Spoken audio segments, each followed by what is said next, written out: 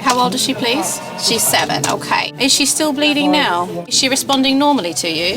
Okay, I'm going to organise help for you now. Stay on the line, I'll tell you exactly what to do next. 999 mode activated. Every second does count, and I think when you're dealing in kind of those vital minutes, getting through those more congested central areas of London can really, really make a difference. My name is Marek Brady. I'm a paramedic based at London Ambulance Service, and I work solo on a fast response car. The Mach-E is a sort of a sports build vehicle. As a fast response unit car, it's perfect. We are kitted out with the same equipment that would be on an ambulance, however we get there a lot quicker. We can get there within the first kind of vital minutes. London on a Saturday night, it's super buzzing, it's super vibrant. Sometimes things kind of go a bit south, or people have a bit too much, or end up getting in a fight, and yeah, people can get really messed up. So hopefully there'll be none of that tonight, but we'll see. 152? 999 mode activated. So we attended a young man outside of a nightclub. The initial report was that there was a bone sticking out of this guy's leg. My name's Marek, nice to meet you, buddy. So how did it happen? Did he fell? Just fell, right? That's all right, mate. Okay, mate, all right, that's fine. Maybe after this walk home. What have you taken? Just drunk. Well, listen, with alcohol, especially if you've got a lot on board, it makes everything doom and gloom.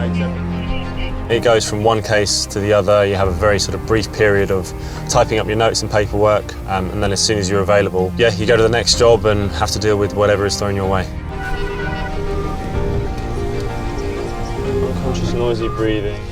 So there's a crew that have already arrived on scene, so we'll just assist. In addition, we had a middle-aged man who was stuck in a telephone box on a very, very busy street in central London. Let's get you off the floor, yeah?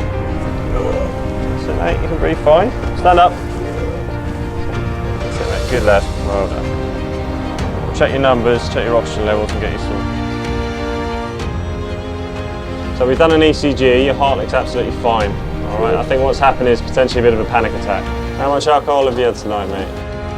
So the journey becoming a paramedic, I think there's always a bit of a draw and allure of kind of helping in a crisis. I think that's what kind of makes it different from other medical roles.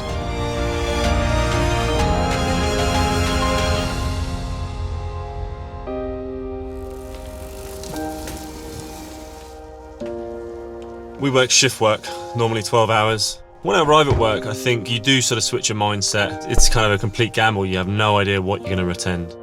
During the day shift, our first call was to a stabbing. New incident. Stabbing in Whitehall. Working as a solo paramedic. We turn up first on scene. You're relying on your own intuition, you're relying on your own decision making.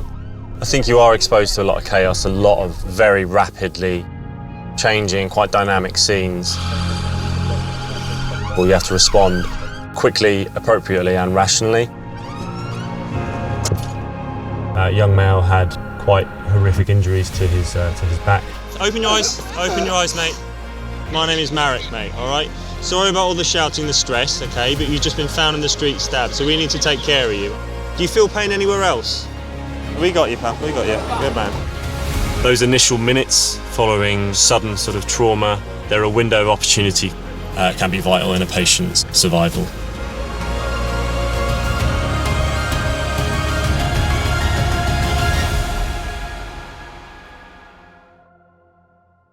You do have a moment of reflection, but then you're going to something completely different.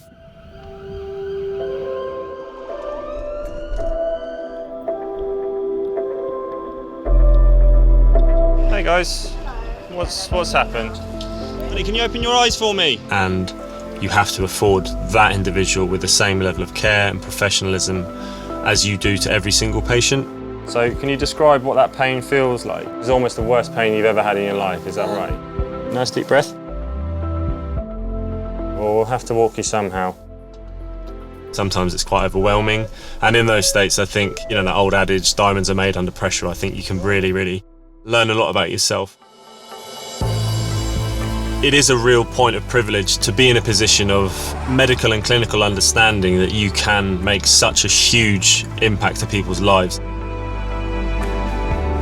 It's not very often, but we do sometimes actually have people's lives in our hands in the decisions that we are making. So I view that as an enormous privilege, and the weight of that is never lost on me.